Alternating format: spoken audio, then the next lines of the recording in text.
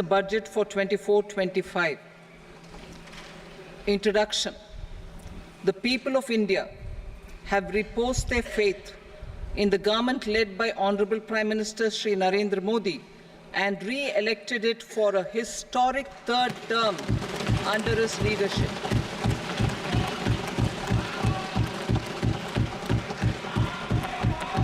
We are grateful for their support, faith, and trust in our policies.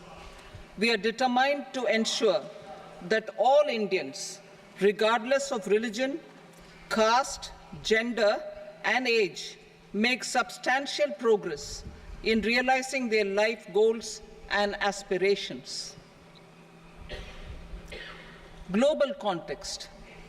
The global economy, while performing better than expected, is still in the grip of policy uncertainties. Elevated asset prices, political uncertainties, and shipping disruptions continue to pose significant downside risks for growth and upside risks to inflation. In this context, India's economic growth continues to be the shining exception and will remain so in the years ahead.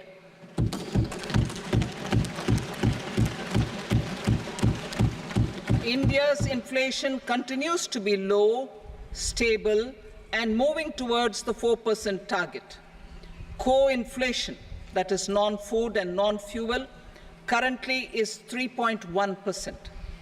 Steps are being taken to ensure supplies of perishable goods reach markets adequately.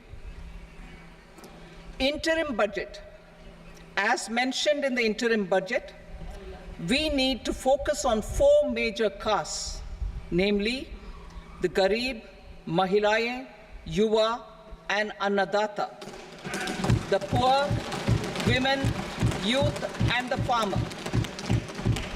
For Annadata, we announced higher minimum support prices a month ago for all major crops, delivering on the promise of at least a 50% margin over costs. Pradhan Mantri Garib Kalyan Anna Yojana was extended for 5 years, benefiting more than 80 crore people. Administrative actions for approval and implementation of various schemes announced in the interim budget are well underway. The required allocations have been made. Budget theme. Turning attention to the full year and beyond in this budget, we particularly focus on employment, skilling, MSMEs, and the middle class. I am happy to announce the Prime Minister's package of 5 schemes and initiatives to facilitate employment, skilling, and other opportunities for 4.1 crore youth over a 5-year period, with a central outlay of 2 lakh crore rupees. I will speak about them shortly, while more details may be seen in the annexure. This year, I've made a provision of 1.48 lakh rupees, 1.48 lakh crore rupees for education, employment, and skilling. Budget priorities. The people have given a unique opportunity to our government to take the country on the path of strong development and an all-round prosperity. In the interim budget, we promise to present a detailed roadmap for our pursuit of Vikasit Bharat. In line with the strategy set out in the interim budget, this budget envisages sustained efforts on the following 9 priorities for generating ample opportunities for all.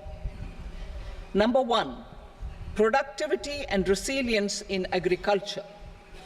Number 2, employment and skilling. Number 3, inclusive human resource development and social justice. 4, manufacturing and services. 5, urban development. 6, energy security. 7, infrastructure. 8, innovation, research and development. And 9, next generation reforms. Subsequent budgets will build on these and add more priorities and actions. A more detailed formulation will be carried out as part of the economic policy framework about which I will speak later in this speech. This budget details some of the specific actions to be initiated in the current year towards fulfillment of these priorities, with potential for transformative changes.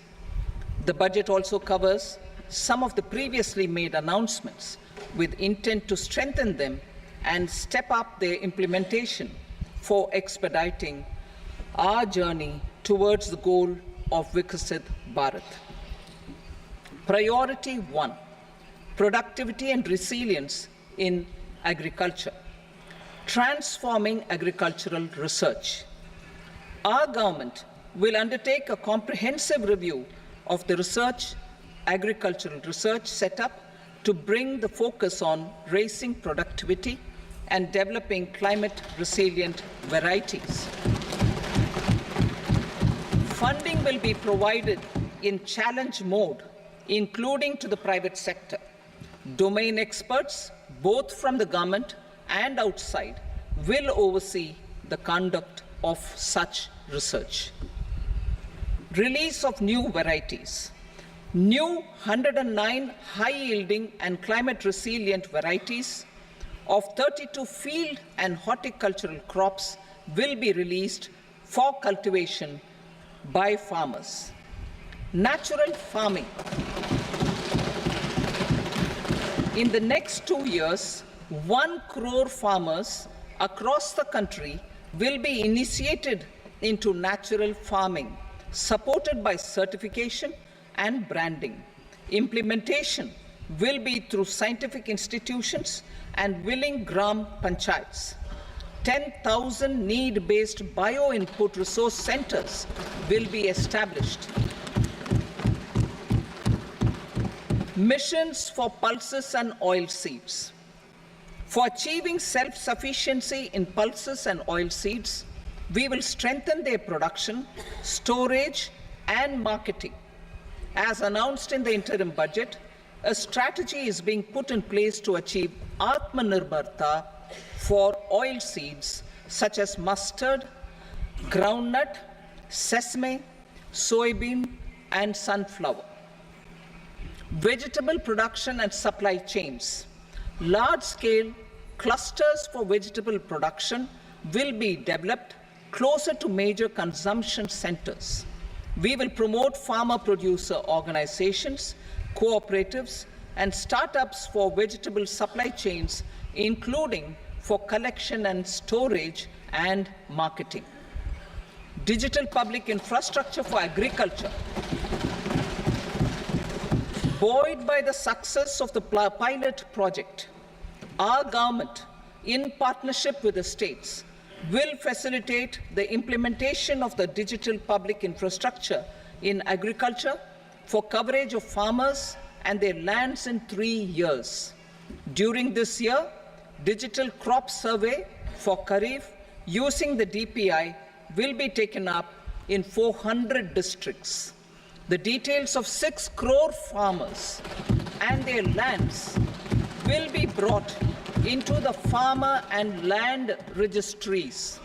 Further, the issuance of Jan Samarth-based Kisan credit cards will be enabled in 5 states. Shrimp production and export. Financial support for setting up a network of nucleus breeding centers for shrimp brood stocks will be provided. Financing for shrimp farming, processing, and export will be facilitated through NABARD. National cooperation policy. Our government will bring out a national cooperation policy for systematic, orderly, and all-round development of the cooperative sector, fast-tracking growth of rural economy and generation of employment opportunities on a large scale will be the policy goal. This year, I have made a provision of 1.52 lakh crore rupees for agriculture and allied sectors.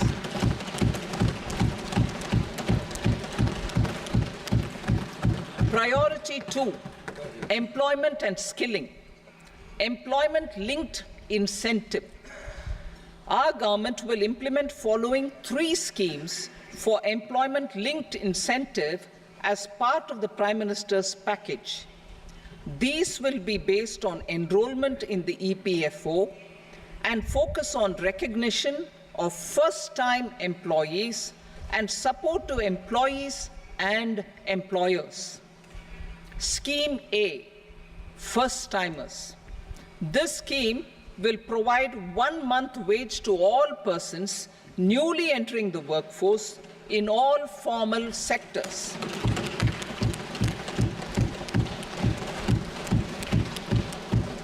Direct benefit transfer of 1 month's salary in 3 installments to first-time employees as registered in the EPFO will be up to 15,000 rupees. The eligibility limit will be a salary of 1 lakh per month. The scheme is expected to benefit 210 lakh youths.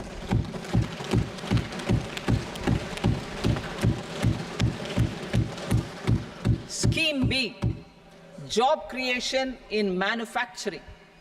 This scheme will incentivize additional employment in the manufacturing sector linked to the employment of first-time employees.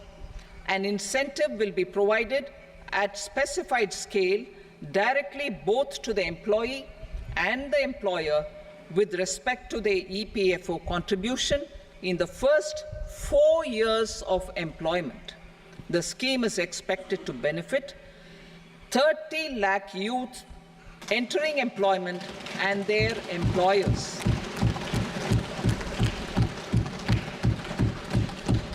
Scheme C, support to employers. This employer-focused scheme will cover additional employment in all sectors. All additional employment within a salary of 1 lakh rupee per month will be counted. The government will reimburse to employers up to 3,000 rupees per month for 2 years towards the EPFO contribution for each additional employee. The scheme is expected to incentivize additional employment of 50 lakh persons.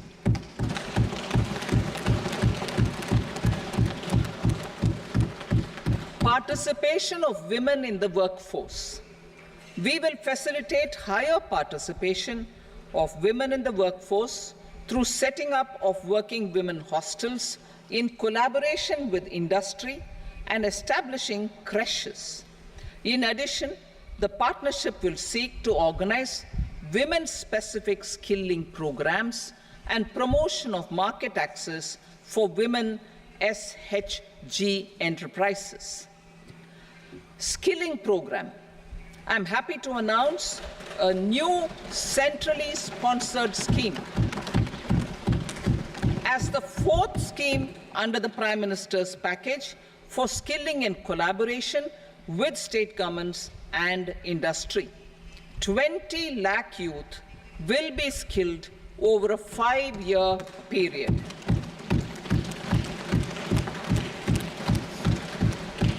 "1,000 industrial training institutes will be upgraded in hub and spoke arrangements with outcome orientation.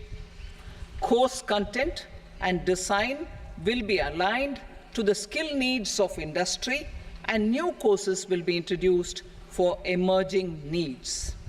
Skilling loans. The model skill loan scheme will be revised to facilitate loans up to 7.5 lakh rupees with a guarantee from a government-promoted fund. This measure is expected to help 25,000 students every year.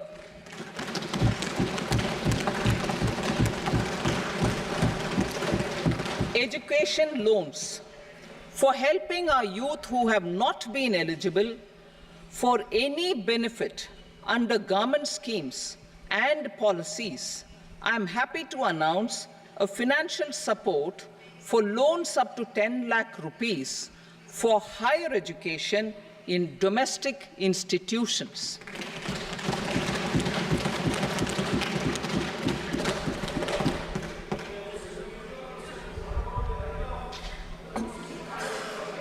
E-vouchers for this purpose. E-vouchers for this purpose will be given directly to 1 lakh students every year for annual interest subvention of 3% of the loan amount.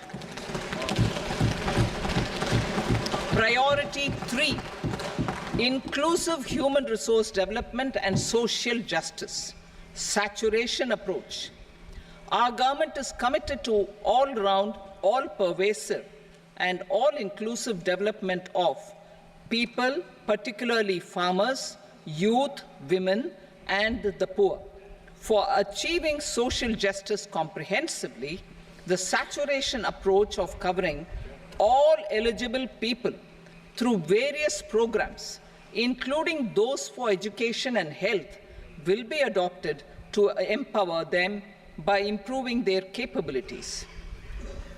Implementation of schemes meant for supporting economic activities by craftsmen, artisans, self-help groups, scheduled caste, scheduled tribe, and women entrepreneurs and street vendors such as the PM Vishwakarma, PM Swanidhi, National Livelihood Missions, and Stand Up India will be stepped up.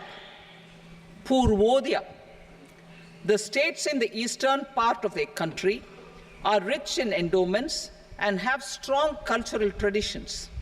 We will formulate a plan, Purvodaya, for the all-round development of the eastern region of the country, covering Bihar, Jharkhand, West Bengal, Odisha, and Andhra Pradesh. This will cover human resource development, infrastructure, and generation of economic opportunities to make the region an engine to attain Vikasit Bharat. On the Amritsar-Kolkata Industrial Corridor, we will support development of an industrial node at Gaya. This corridor will catalyze industrial development of the eastern region. The industrial node at Gaya will also be a good model for developing our ancient centers of cultural importance into future centers of modern economy. This model shall showcase Vikas B, Virasat B in our growth trajectory. We will also support development of road connectivity projects, namely 1. Patna-Purnia Expressway, 2. Buxar-Bhagalpur Expressway, 3. Bodh Gaya, Rajgir, Vaishali and Darbhanga spurs, and 4. Additional 2-lane bridge over River Ganga at Buxar at a total cost of 26,000 crore rupees.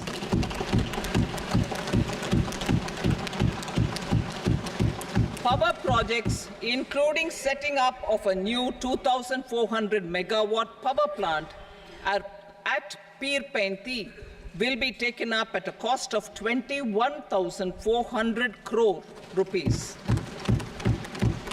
New airports, medical colleges, and sports infrastructure in Bihar will be constructed. An additional allocation to support capital investments will be provided. The requests of Bihar government for external assistance from multilateral development banks will be expedited.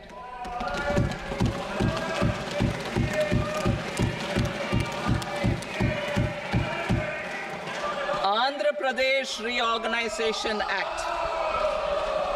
Our government has made concerted efforts to fulfill the commitments in Andhra Pradesh Reorganization Act.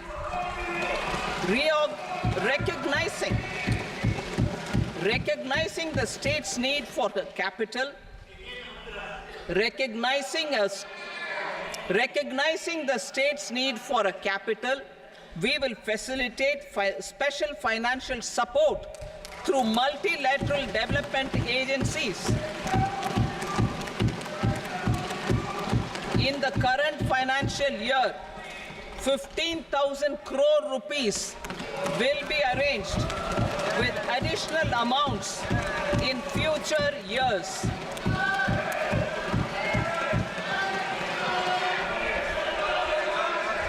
Our government is fully committed to financing and early completion of the Polavaram irrigation project, which is the lifeline for Andhra Pradesh and its farmers. This will facilitate our country's food security as well. Under the Act, Andhra Pradesh Reorganization Act, for promoting industrial development, funds will be provided for essential infrastructure such as water, power, railways, and roads in Kopparthi node on the Visakhapatnam-Chennai Industrial Corridor and Varavakal node on the Hyderabad-Bangalore Industrial Corridor. An additional allocation will be provided this year towards capital investment for economic growth. Grants for backward regions of Rayalaseema, Prakasham, North Coastal Andhra, as stated in the Act, will be provided. PM Awas Yojana. 3 crore additional houses under the PM Awas Yojana in rural and urban areas in the country have been announced, for which the necessary allocations are being made. Women-led development. For promoting women-led development, the budget carries an allocation of more than 3 lakh crore for schemes benefiting women and girls. This signals our government's commitment for enhancing women's role in economic development. Pradhan Mantri Janjatiya Unnat Gram Abhiyan. For improving the socio-economic condition of tribal communities, we will launch the Pradhan Mantri Janjatiya Unnat Gram Abhiyan by adopting saturation coverage for tribal families in tribal majority villages and aspirational districts.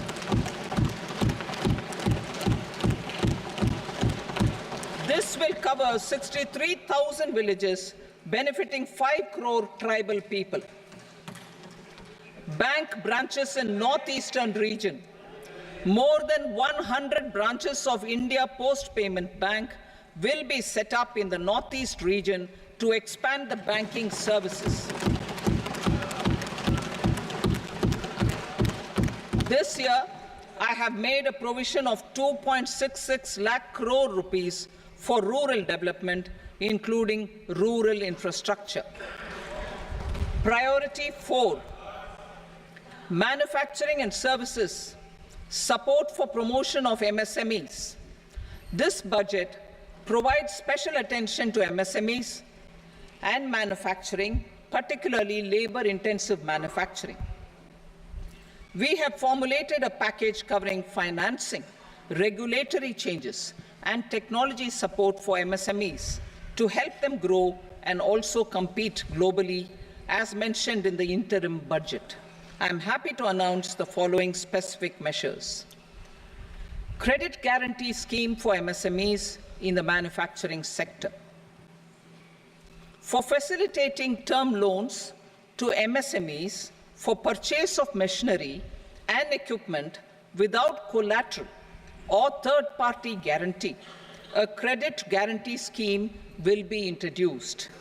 The scheme will operate on pooling of credit risks of such MSMEs. A separately constituted self-financing guarantee fund will provide to each applicant guarantee cover up to 100 crore rupees, while the loan amount may be larger. The borrower will have to provide an upfront guarantee fee and an annual guarantee fee on the reducing loan balance. New assessment model for MSME credit. Public sector banks will build their own in-house capability to assess MSMEs for credit instead of relying on external assessment. They will also take a lead in developing or getting developed a new credit assessment model based on the scoring of digital footprints of the MSMEs in the economy. This is expected to be a significant improvement over the traditional assessment of credit eligibility based only on asset or turnover criteria. That will also cover MSMEs without a formal accounting system. Credit support to MSMEs during stress period. I'm happy to announce a new mechanism for facilitating continuation of bank credit to MSMEs during their stress period while being in special mention account, SMA stage, for reasons beyond their control. MSMEs need credit to continue their business and to avoid getting into the NPA stage. Credit availability will be supported through a guarantee from a government-promoted fund. Mudra loans.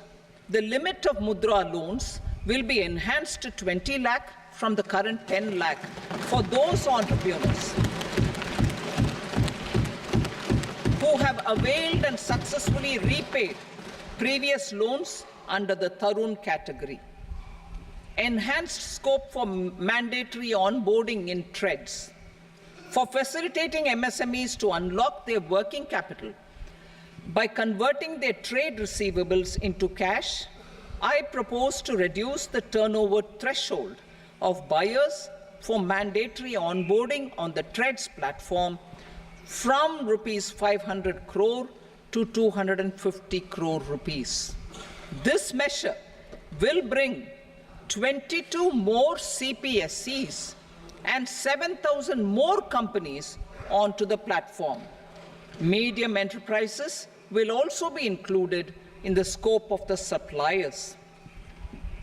SIDBI branches in MSME clusters.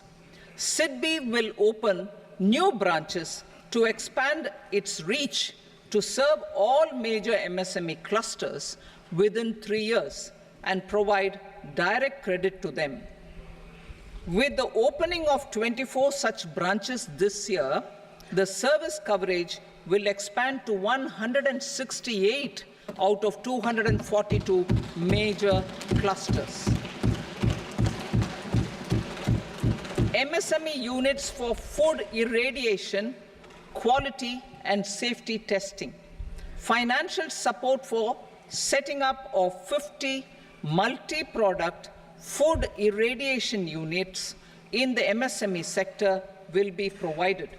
Setting up of 100 food quality and safety testing labs with NABL accreditation will be facilitated.